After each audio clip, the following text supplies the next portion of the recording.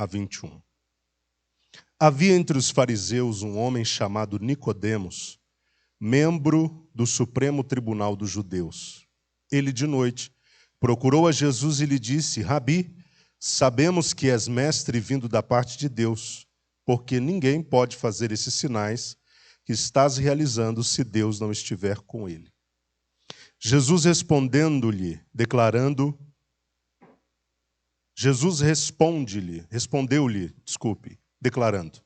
em verdade te asseguro que, se alguém não nascer de novo, não pode ver o reino de Deus.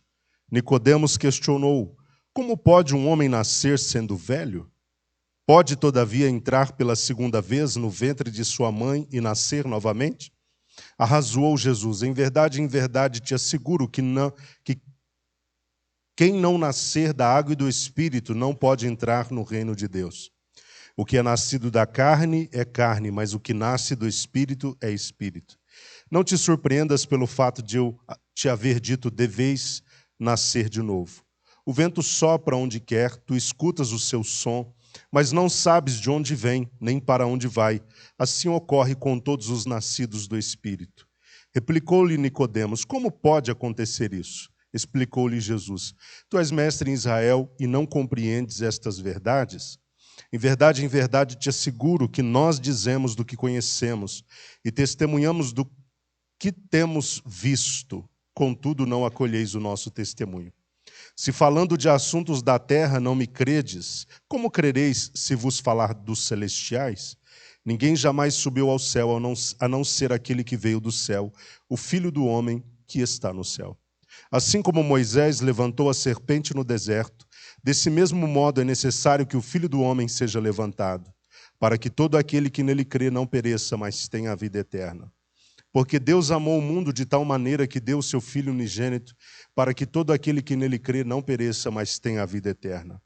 Portanto, Deus enviou o seu Filho ao mundo não para condenar o mundo, mas para que o mundo fosse salvo por meio dele. Quem nele crê não é condenado, mas quem não crê já está condenado, porque não acreditou no nome do Filho unigênito de Deus. E o julgamento é este, que a luz veio ao mundo, mas os homens amaram mais as trevas do que a luz, porque as suas obras eram más. Pois todo aquele que pratica o mal odeia a luz e não se aproxima da luz, temendo que as suas obras sejam expostas. Mas quem pratica a verdade vem para a luz, para que se veja claramente que as suas obras são realizadas em Deus. Meus queridos irmãos, nós vamos começar falando sobre este encontro extraordinário entre Jesus Cristo e aquele grande homem, ou aquele renomado homem chamado Nicodemos. O capítulo 3 inicia desta maneira, falando a respeito de um homem que, como eu disse, era renomado, um homem que era benquisto no tribunal do qual ele fazia parte. A Bíblia diz que ele era membro do Supremo Tribunal dos Judeus. E é claro que a Bíblia está falando do Sinédrio. E nós já falamos do Sinédrio. Apenas a título de recapitulação, o Sinédrio era o tribunal dos judeus e compunham o Sinédrio os fariseus e também os saduceus. Ao total, além do sumo sacerdote, é claro, que era quem presidia o Supremo Tribunal dos Judeus. E eles somavam um total de 70 pessoas que compunham este tribunal. Então, este homem, que era mestre da lei, também fazia parte do Tribunal dos Judeus, que era o Sinédrio. O texto diz também que ele foi procurar Jesus de noite. O texto não explica por que razão. E aí as pessoas começam a criar uma série de conjecturas do porquê Jesus foi procurado por ele à noite. Mas como a Bíblia não dá razões, então nós não vamos ficar especulando. O fato é que ele julgou ser melhor procurar Jesus naquele horário.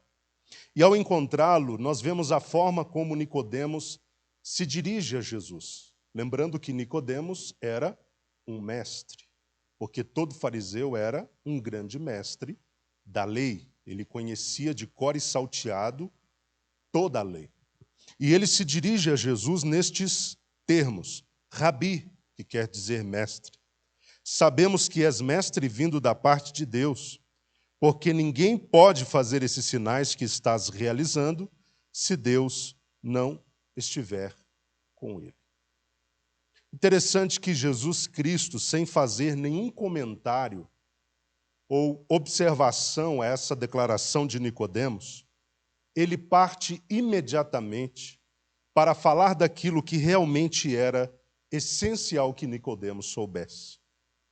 E é interessante que Jesus, estrategicamente, a fim de intensificar a confiabilidade da verdade que ele revelaria a Nicodemos, ele utiliza a expressão em verdade, em verdade.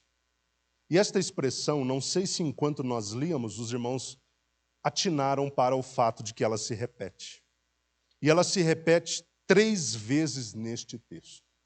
Como eu disse, cada vez que Jesus utiliza esta expressão, em verdade, ele está querendo intensificar, acentuar a confiabilidade da verdade que ele está trazendo. Interessante que no grego a palavra utilizada para esta expressão, que é traduzida como em verdade, é amém, ou amém.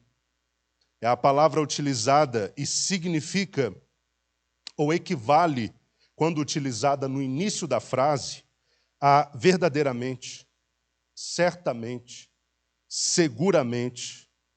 Então, Jesus está dizendo certamente, verdadeiramente, ou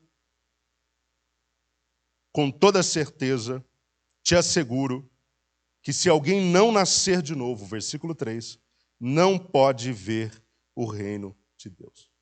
Nicodemos, apesar de todo o conhecimento que ele havia adquirido ao longo dos seus estudos e da sua vida, ele não estava à altura daquilo que Jesus passaria a lhe ensinar. Apesar de ser mestre em Israel, Nicodemos não conhecia de modo nenhum a verdade que envolvia a doutrina do novo nascimento. E Jesus faz questão de pontuar desde o início da conversa que o novo nascimento é um processo indispensável e requerido para aquele que deseja ver o reino de Deus.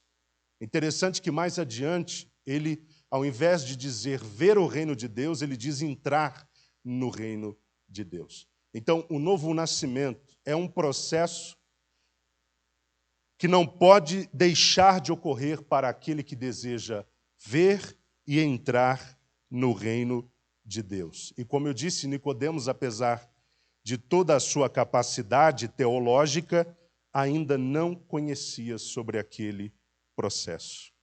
Então, não alcançando a altitude daquilo que Jesus estava lhe ensinando, no versículo 4, nós vemos que Nicodemos questionou como poderia um velho nascer de novo. E ele tenta usar um raciocínio natural e aplicá-lo em questões espirituais. E sempre que o homem tenta fazer isso, a mente deste homem entra em parafusos. Porque é como diz Paulo na primeira carta aos Coríntios, coisas espirituais só se discernem espiritualmente. Então não dá para usar uma base natural para explicar algo espiritual. E ele continua, acaso eu deveria voltar ao ventre da minha mãe e nascer novamente? Vejam que ele está tentando equacionar aquele ensino, utilizando como ponto de partida aquilo que ele conhecia, mas nada daquilo explicava ou alcançava o que Jesus estava, na verdade, lhe dizendo. Então, respondendo a Nicodemos, no versículo 5, Jesus novamente utiliza a mesma expressão, em verdade, e depois ele passa a explicar a natureza do novo nascimento. E ele diz, quem não nascer da água e do Espírito não pode entrar no reino de Deus. Repetindo, antes Jesus disse, não pode ver. Agora ele diz, não pode entrar no reino de Deus. Assim como no aspecto natural, o homem ele é fruto da união que acontece entre duas pessoas. No aspecto espiritual, nós podemos aplicar o raciocínio da mesma forma. O homem, espiritualmente, não nasce da fusão carnal de um homem e uma mulher, mas ele nasce da fusão ou da união espiritual entre o Espírito Santo e a palavra. Então vejam que Jesus ele procura usar também dois fatores que, quando ligados, que quando funcionando juntos, geram vida. No aspecto carnal, dois fatores que são o homem e a mulher operando juntos em unidade geram um outro ser humano. Mas espiritualmente, um novo ser nasce para Deus quando o Espírito, em associação com a água, ou com a palavra, com a água, ele gera vida nova. Este novo nascimento equivale à regeneração. Na verdade, nascer de novo é ser regenerado. Nisto consiste o novo nascimento. Consiste na regeneração. E semanas atrás, os irmãos devem se lembrar, eu preguei sobre filiação. À medida que o homem dá o primeiro passo de fé em Jesus Cristo, ele recebe o direito de se tornar filho de Deus. Imediatamente após esta fé e este recebimento de direito, o Espírito Santo começa a operar a regeneração neste homem. E a regeneração é, portanto, o novo nascimento. O homem ele é gerado de novo. Ele se torna uma nova vida diante de Deus e para com Deus. Ao regenerar o homem, por meio do novo nascimento, o que o Espírito Santo faz? Muda a inclinação deste homem. Quando nós lemos Paulo escrevendo aos Romanos, no capítulo 8, o que nós temos lá, é o apóstolo Paulo mostrando que o homem que vive debaixo da lei do pecado, ele inclina-se para o pecado e tende à morte. Mas aquele que recebe o Espírito Santo, a regeneração, a obra da filiação, ele muda de inclinação e ele passa a se inclinar agora para as coisas de Deus, para as coisas do Espírito. E dessa forma, por meio da regeneração, o Espírito Santo, mudando a inclinação, consegue realinhar este homem que antes estava desalinhado a Deus. Consegue realinhá-lo a Deus, colocando este homem em conformidade com a vontade de Deus. Então, esse processo é extraordinariamente operado pelo Espírito Santo e não há nada de natural nisso. Não há nenhuma participação do homem com uma mulher que gera um novo ser. Não. Nesse caso espiritual, é o Espírito somado com a ação da palavra, da água, que opera tudo isso. Se no âmbito natural, então, os que nascem da união entre um homem e uma mulher que são de carne, eles logo adquirem essa natureza carnal, os que nascem do Espírito, eles adquirem uma natureza espiritual. Os que nascem da fusão entre um homem e uma mulher são da terra. Mas aqueles que nascem da ação do Espírito Santo, eles são de cima. Entenderam que há uma diferença? Aqueles que nascem da união entre um homem e uma mulher são da terra, mas os que nascem do Espírito são do céu. Eles são de cima. Por isso se inclinam agora para as coisas de Deus. Por isso agora suas vontades estão alinhadas com a vontade de Deus. Mas Nicodemos ainda não havia entendido. Melhor, antes da gente chegar no versículo 9, onde eu já iria para ele agora. Apesar da aparente loucura que havia neste ensinamento, porque lembrem-se que Nicodemos está tentando equacionar o ensino de Jesus de maneira natural. E quando você tenta fazer isso, tudo não passa de uma grande loucura. Parece loucura. Então, apesar da aparente loucura presente na revelação de Jesus, Nicodemos não deveria se surpreender, é o que diz no versículo 7. Esse novo nascimento, como obra operada por essa ação sobrenatural do Espírito Santo, ela tem ação invisível, no entanto, notável. Assim como a ação do vento, que apesar de não ser visível, é notável. Você pode estar andando pela rua e não ver o vento, como ninguém vê, porque é invisível. Mas você sente o seu frescor, você sente o seu impacto, você sente a sua ação. Assim é a ação do Espírito, é como a de um vento. A sua ação não é vista, mas é perceptível, é notável. E essa ação não pode ser nem controlada e nem prevista. Então, Nicodemos, voltando ao que eu havia dito minutos atrás, ainda não entendeu o que estava contido nesse ensino. Por isso, lá no versículo 9, ele faz uma pergunta sincera: como pode acontecer isso? Por mais que Jesus tenha tentado explicar a questão do novo nascimento, Nicodemos, com toda a sua capacidade, ainda não havia alcançado a dimensão desse ensino. Jesus, no versículo 10, ele demonstrou uma certa surpresa diante da incapacidade intelectual de Nicodemos entender aquela questão. Não tanto intelectual, mas mais espiritual, em não entender aquela questão. Afinal, Nicodemos era mestre em Israel. Jesus e os que o seguiam, que eram seus discípulos, eles conheciam perfeitamente a verdade que Jesus agora estava tentando comunicar a Nicodemos. E Nicodemos não estava compreendendo. E aqueles que aprenderam com Jesus sobre isso, que eram os discípulos, eles testemunhavam a respeito dessa verdade a outras pessoas.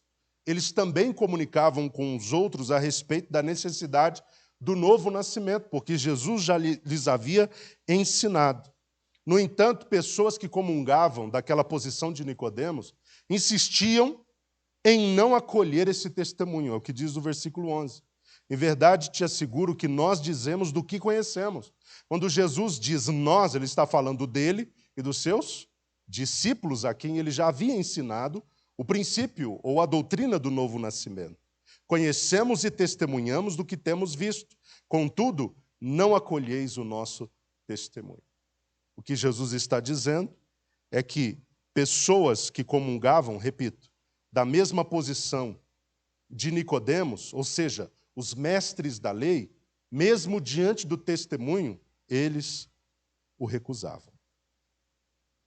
Então Jesus segue dizendo, se falando das coisas da terra, o testemunho dado tanto por Jesus quanto pelos seus discípulos acabava não encontrando a fé requerida no coração dos líderes religiosos, que assim como Nicodemos, operavam toda a questão do ensino da lei. O que ocorreria então se Jesus trouxesse a eles assuntos celestiais? É o versículo 12. Se Jesus, testemunhando de coisas da terra, eles não aceitavam, o que seria então se Jesus trouxesse algo mais elevado ainda e que tinha como fonte o céu? E é interessante notarmos que Jesus tinha total autoridade para falar das coisas que são de cima, porque foi de lá que ele veio. Jesus tinha autoridade total para falar de coisas celestiais, porque foi de lá que ele foi enviado. Versículo 13 diz assim: ninguém jamais subiu ao céu, a não ser aquele que veio do céu, o Filho do Homem que está no céu. Jesus estava na terra, temporariamente, sim, ele estava na terra, mas o seu endereço era o céu. Jesus Cristo estava na terra, mas ele veio do céu. E assim como Moisés, lá no deserto, no Antigo Testamento, levantou aquela serpente para que servisse de fonte de cura para todos aqueles que para ela olhassem, importava também que, do mesmo modo, o Filho do Homem que veio do céu também fosse levantado para que todo aquele que nele viesse a crer não perecesse, mas obtivesse a vida eterna. É isso que está nos versículos 14 e 15. Assim como Moisés levantou a serpente no deserto, desse mesmo modo é necessário que o Filho do Homem seja levantado, para que todo aquele que nele crê não pereça, mas tenha a vida eterna. Então Jesus veio do céu, porque lá é o seu lugar. Ele veio de cima, para trazer de cima para baixo coisas extraordinariamente poderosas, dentre elas a salvação. Salvação que seria operada por meio dele mesmo, que, repetindo, seria levantado à semelhança da serpente levantada como fonte de cura no deserto. Então Jesus veio do céu e ele veio na qualidade de presente de Deus dado ao mundo. Isso é tão extraordinário, né, irmãos? Jesus veio do céu como um presente de Deus ao mundo. E esse presente, diz o próprio Cristo, no versículo 16, ele teve como motivação o amor insondável, incalculável, incomensurável, incondicional de Deus. Porque Deus amou o mundo de tal maneira que deu o seu Filho unigênito, para que todo aquele que nele crê não pereça, mas tenha a vida eterna. Interessante que Jesus, para tentar ilustrar a largura desse amor, ele diz: Deus amou o mundo. Então, qual é a largura do amor de Deus? A largura do mundo. Um amor capaz de acertar, alcançar todos os homens, em todos os lugares, em todos os tempos. Então, Deus, movido por este amor ágape, que é o amor maior, mais forte, inegociável, infalível, invencível, movido por esse amor, Deus, ao enviar o seu Filho, Jesus faz questão de, no versículo 17, esclarecer isso. Não tinha como propósito enviá-lo para condenar o mundo. O propósito não era esse. Quando Deus envia o seu Filho, qual era o propósito, meus irmãos? Salvar o mundo. E Jesus reforça a Nicodemos que para o homem, a quem Deus enviou o seu Filho como um sinal de amor, alcançar esta salvação, este homem precisa crer. Versículo 18, porque se ele não crê, ele já está condenado. Quem nele crê, não é condenado. Porque o propósito de Deus, ao enviar o seu Filho, não é condenar o mundo, mas salvar o mundo, salvar os homens. Mas quem não crê, já está condenado, porque não acreditou no nome do Filho unigênito de Deus. No versículo 19, Jesus Cristo, ele deixa claro qual é a cláusula condenatória para os que estão sendo condenados hoje.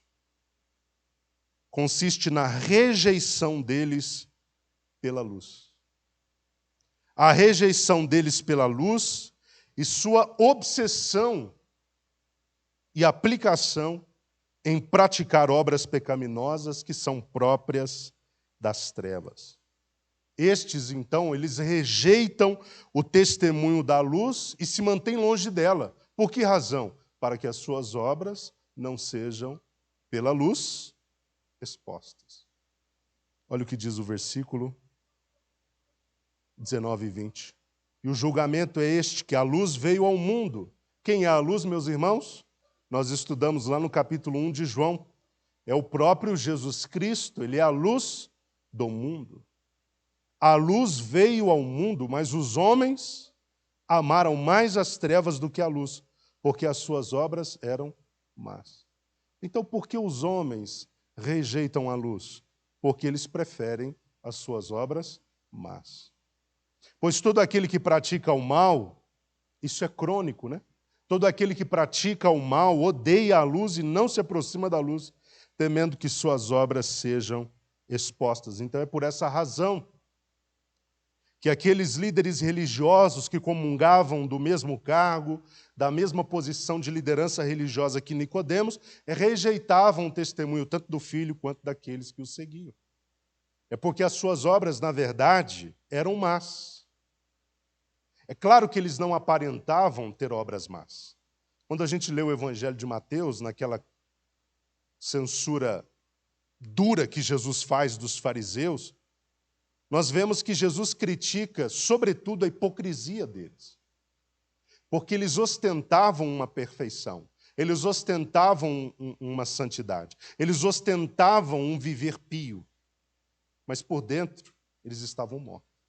Eles eram como sepulcros caiados. Pode falar, Gerson.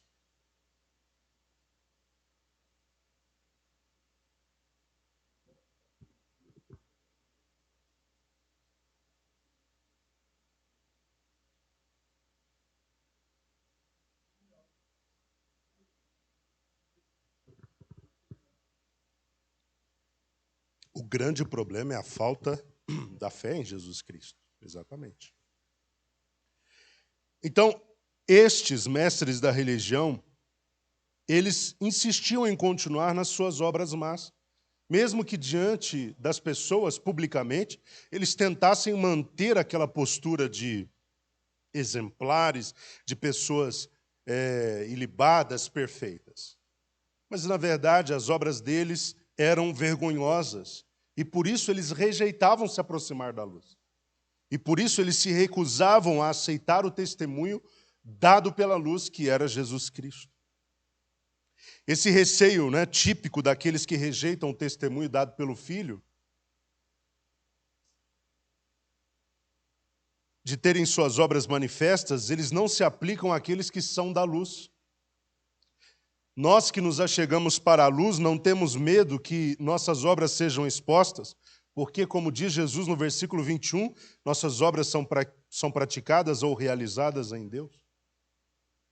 Aqueles que têm obras praticadas ou realizadas em Deus não têm medo da exposição dessas obras. Diferentemente daqueles que praticam obras vergonhosas, que são típicas das trevas. Então, em síntese, o que nós temos é isso, nesse trecho que nós lemos. Jesus Cristo ensinando a um mestre da lei, que era mestre em Israel, o princípio sobre a doutrina do novo nascimento, que é requisito inegociável para aquele que deseja ver e entrar no reino de Deus. Infelizmente, nem todos estavam com aquele desejo de Nicodemos em descobrir a verdade de como ser salvo. Pessoas que comungavam da mesma posição que ele, estava fazendo o oposto. Eles estavam rejeitando todo o testemunho dado pela luz, porque eles optaram por permanecer praticando suas obras vergonhosas nas trevas. Agora, finalmente, queridos, dos versículos 22 a 36, nós vamos fechar o capítulo com esse momento em que João, mais uma vez, exalta a Jesus Cristo. Os irmãos têm alguma pergunta ou algum comentário sobre esse primeiro trecho? Pode falar, Leila.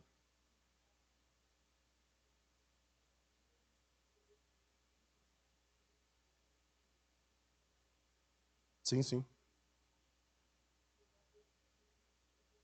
Foi alcançado. Quer dizer que esse encontro aqui surtiu um efeito para a salvação, no caso da vida de Nicodemos. E o interessante também, antes da gente continuar, é que no final do capítulo 2, os irmãos observam que Jesus Cristo, ele não se confiou àqueles que receberam milagres e creram nele. Mas o mesmo ele não faz com Nicodemos. Porque Jesus enxergou, ao meu ver, um interesse genuíno por chegar à verdade. Exato. Ele não foi até Jesus tentar testá-lo.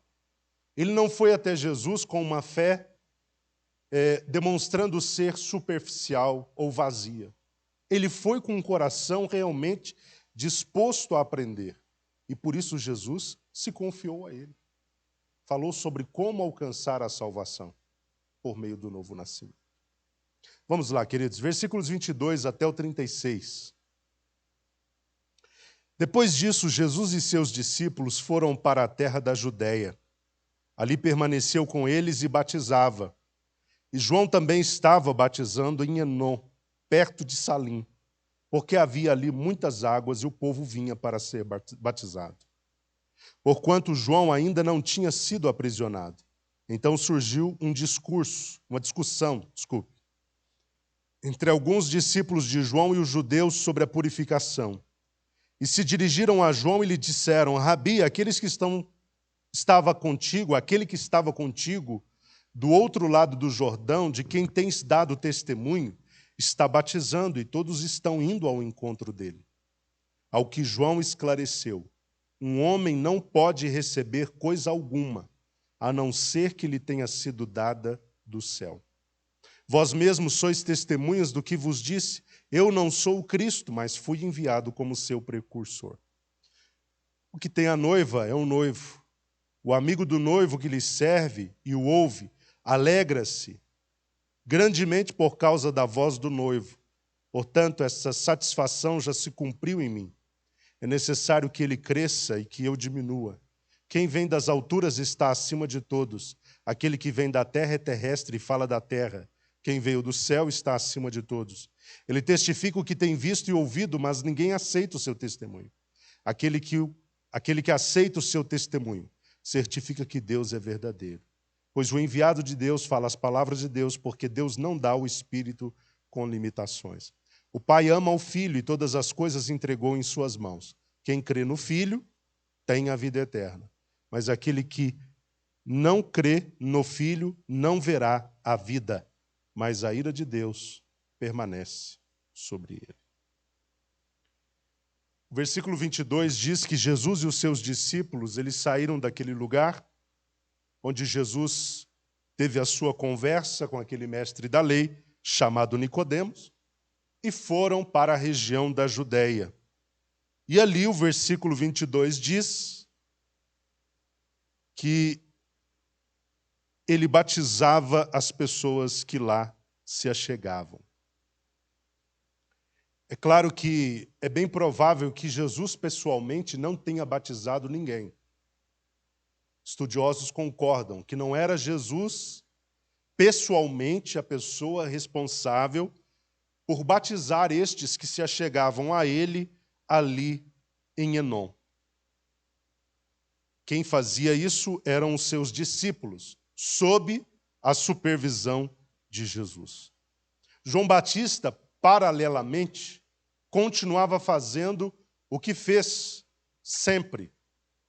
Continuava batizando pessoas lá em Enom, perto de Salim. Jesus não estava em Enom, tá, irmão? Só corrigindo a informação. Quem estava em Enom era João Batista. Então, Jesus estava batizando ali na Judéia. Entenda, Jesus batizando como? Ele supervisionando o batismo realizado pelos seus discípulos. Enquanto ele estava na Judéia fazendo isso, paralelamente, João Batista estava em Enom, perto de Salém, região de muitas águas, também batizando pessoas. Versículo 24 diz que ele estava fazendo isso com toda a liberdade, porque ainda não havia sido preso. Ainda não havia sido preso. De repente, o versículo 25 nos mostra que surgiu uma discussão e no centro dessa discussão, ou melhor, envolvidos nesta discussão estavam alguns dos discípulos de João e judeus. E qual era a tônica da discussão? A questão que envolvia a purificação. Esse era o foco da discussão. Mas o que nos parece, ao ler o texto, é que esta discussão, que inicialmente começou tendo como tônica a questão da purificação, ela foi avançando e tendo outros desdobramentos. De modo que o assunto acabou chegando na questão. Olha, João, você está batizando aqui, mas aquele sobre quem você deu um testemunho está batizando em outra região. É como se eles dissessem, o que você tem a dizer a respeito disso? Existe um concorrente seu que está meio que roubando sua audiência, o seu público. Ele está batizando lá na região da Judéia e o pessoal está chegando em grande número para ser por ele batizado. João, então, ele procura responder de forma muito sábia e inteligente, porque o homem sábio e inteligente, quando confrontado sobre uma possível rivalidade que está acontecendo de alguém para com ele, ele não dá uma resposta no intuito de acirrar o problema, mas ele dá uma resposta no intuito de apaziguar o problema. Então, João não responde dizendo, realmente, eu dei o testemunho a respeito dele, e realmente ele está levando muitas pessoas lá para as águas batismais, eu estou perdendo pessoas aqui, eu estou ficando abaixo do número que ele tem alcançado de batizandos, eu preciso resolver isso, eu vou conversar com ele. Não. Pelo contrário, João, em sua resposta, ele procura desmantelar qualquer tentativa de o colocarem numa posição de competição e rivalidade contra Jesus Cristo. É como eu disse, é tão extraordinário quando o homem e a mulher de Deus têm uma resposta que vem não para piorar o problema, mas para apaziguá-lo, senão para resolvê-lo. A resposta certa, irmãos, ela traz a melhor das soluções, mas a resposta errada, até diante dos problemas mais simples, ela consegue criar uma complexidade ainda maior. Então, João ele desmantela qualquer possibilidade de construírem um muro entre ele e Jesus Cristo. João disse que um homem ele não pode receber coisa alguma, a menos que do céu lhe seja dado. Jesus tinha recebido um lugar de proeminência, de supremacia, de destaque. Ele recebeu esse lugar. E ninguém poderia tirar isso dele. João, em seu testemunho acerca deste que era supremo, deste que era proeminente, deste que estava acima, João, quando dá testemunho dele, ele diz, eu já disse a vocês que eu não sou o Cristo. Lá naquele testemunho inicial sobre o qual nós estudamos, ele disse, eu não sou o Cristo, eu não sou a luz. Eu vim para dar testemunho da luz, mas eu não sou a luz. Não me foi dado isso. Não me foi dado ser o Cristo. O lugar de Messias e de Cristo não é algo que eu tenha recebido. O que me foi dado foi a missão de ser o precursor de Jesus Cristo. Vejam que João está sempre se colocando no lugar certo e, paralelamente, deixando Jesus no lugar certo. Não, Jesus recebeu isso do céu.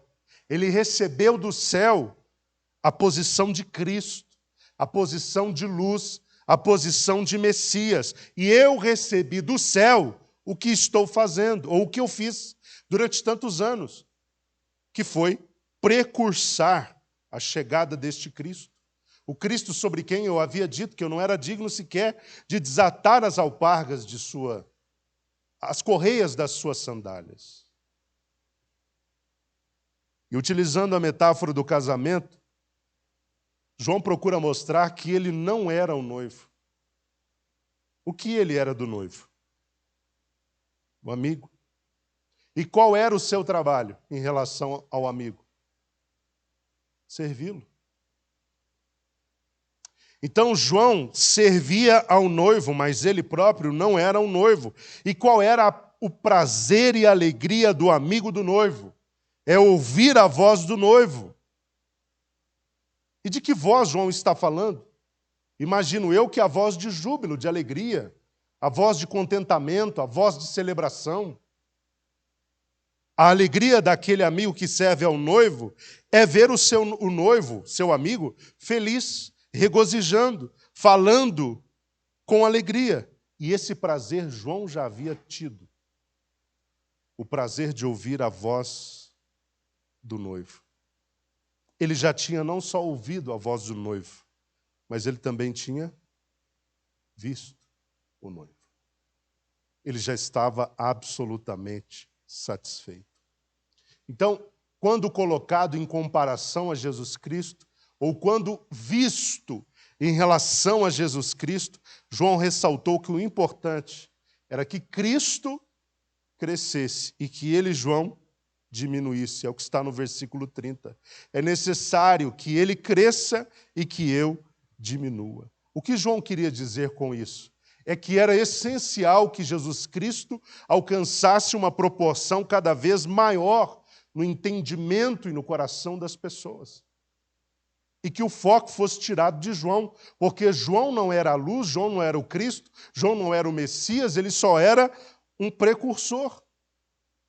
Ele só era uma testemunha. O importante é que aquele que de fato merecia honra, glória e fé crescesse no entendimento e aos olhos das pessoas. E João deveria diminuir, porque o seu papel comparado com o de Cristo era muito inferior. A sua posição comparada com a de Cristo era bem inferior. Jesus estava acima não só de João, mas, como ele bem diz, estava acima de todos. Por quê? Porque Jesus veio de cima. E quem vem de cima está acima de todos os que são da terra. João disse, olha, eu sou aqui da terra, mas ele é lá de cima. Ele veio de um lugar que está acima. Então ele é superior. Versículo 31, quem vem das alturas está acima de todos. Aquele que vem da terra é terrestre, fala das coisas da terra. Mas quem veio do céu está acima de todos. E Jesus veio do céu, João também nos mostra isso, como testemunha fiel e ocular daquilo que viu no céu e ouviu no céu. Tudo o que Jesus ouviu e viu, ele veio para testemunhar fielmente a respeito disso. Só que qual era o problema? João denuncia. É que as pessoas estavam rejeitando o seu testemunho. Ele veio para testemunhar da verdade. Ele veio para trazer ao conhecimento do homem tudo aquilo que ele viu e ouviu, mas o problema é que este, que é a testemunha fiel, estava sendo rejeitado no seu testemunho. Mas aqueles que aceitavam o testemunho do Filho, versículo 33, certificavam que Deus é verdadeiro. Então, o testemunho de Jesus Cristo eram, na verdade, as próprias palavras de Deus. Palavras que Jesus transmitiu ao homem de forma exata, graças à ação do Espírito Santo, que no versículo 34, João diz que lhe foi dado sem limitações. Então, qual é a garantia de que o Filho testemunhou com fidelidade tudo aquilo que ouviu e viu no céu junto do Pai? A garantia é a presença e a ação do Espírito Santo sobre o Filho, garantindo que o seu testemunho fosse inequívoco, que o seu testemunho fosse infalível, porque este Espírito repousava sobre Jesus sem limitações. No versículo 35, João nos mostra que Deus, o Pai, que ama a seu Filho Jesus, a quem ele confiou suas palavras ou o testemunho, entregou tudo nas mãos dele.